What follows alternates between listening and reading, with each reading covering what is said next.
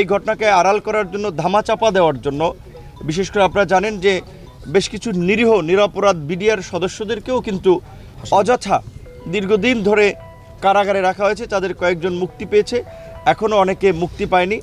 এই ঘটনার যেমন আমরা বিচার চাই, একটা সুষ্ঠু নিরপেক্ষ বিশ্বাসযোগ্য তদন্ত চাই, একই সাথে এই ঘটনা যেন উদরপিণ্ডি বুদর ঘাড়ে চাপিয়ে ধামাচাপা দেওয়ার চেষ্টা না করা হয়। সেজন্য আমরা নিরীহ নিরপরাধ বিডিআর সদস্যদেরও আমরা মুক্তি দাবি করছি এবং এই ঘটনা যেন ভবিষ্যতে না ঘটতে পারে সেরকম একটি দৃষ্টান্তমূলক ব্যবস্থা এই ঘটনা যারা জড়িত তাদের বিরুদ্ধে নিতে হবে।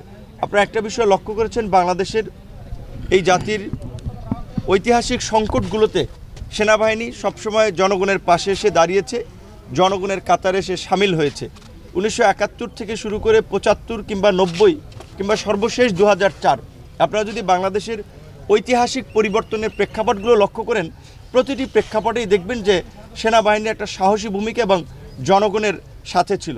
আমরা দেখতে পাচ্ছি এখন কিছু কিছু মহল সামরিক বাহিনীকে এই গণ অভ্যুত্থানের অংশীজনদের মুখোমুখি দাঁড় করানো কিংবা সামরিক বাহিনীকে নিয়েও নানান ধরনের একটা প্রোপাগান্ডা ছড়াচ্ছে, বিভ্রান্তি ছড়াচ্ছে।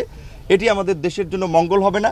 আমরা সেটির বিষয়ে দেশবাসীকে সতর্ক করছি এবং একই সাথে সেনাবাহিনীর এই 2024-এও যে জনগণের প্রতি তাদের যে সংহতি এবং জনগণের কাতারে এসে যে তাদের দাঁড়ানো, এই সেনাবাহিনী, সাহসী সেনাবাহিনীকে আমরা অবশ্যই ধন্যবাদ জানাই।